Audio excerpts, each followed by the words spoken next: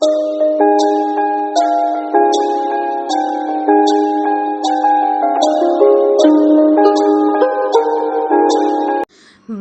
ওয়েদারটা আজকে ভালো না, ঝড় বৃষ্টি হচ্ছে, তা ভাবলাম যে খিচুড়ি রান্না করি। এখানে খিচুড়ি, আলু ভর্তা, ডিম ভাজি, পেঁয়াজ আর মরিচ দিয়ে ভর্তা আর আচার দিয়ে খেলাম।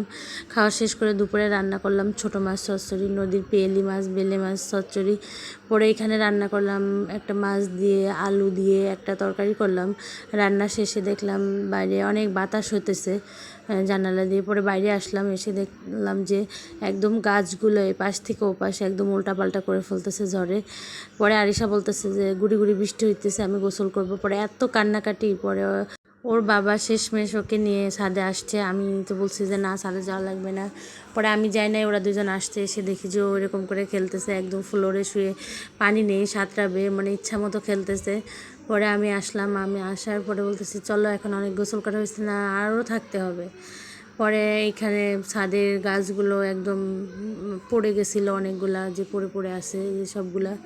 পরে আমি আর আরিশা বাবা দুজনে মিলে সবগুলো উঠাইছি, উঠায় সব কিছু ঠিকঠাক করছি। কিন্তু উঠানোর পরেও সব মানে আবার এত বাতাসে সবগুলো পড়ে যাচ্তেছিল।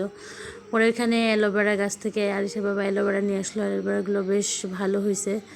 তা এখন বলতেছে আসো তোমার মাথায় দিয়ে দেই, তোমার মাথাটা ঠান্ডা হয়ে যাবে। তাই এখানে আবারও আমাকে অ্যালোভেরা দিয়ে দিচ্ছিল, যে ভালো চুলের জন্য ভালো অ্যালোভেরা। পরে অ্যালোভেরা দেওয়া শেষ, দেখেন কত বাতাস। আর এর সাথে একদম ছুটাছুটি করতেছে, অনেক খুশি, বাতাস হইতেছে, বৃষ্টি হইতেছে, ও অনেক খুশি হয়েছে, খুশিতে একদম শেষ, আত্মহারা। পরে আমিও লাস্টে ওর সাথে ভিজছি, মানে বাতাস বেশি, বৃষ্টি অল্প অল্প, ভিজা শেষ, ও অনেক খুশি হচ্ছে। পরে বললাম যে আরিশাকে একটু দিয়ে দাও। পরে ওইখান থেকে আরেকটা ছেলে নিয়ে আসলে, দেখেন অ্যালোভেরাগুলো এত সুন্দর হয়েছে।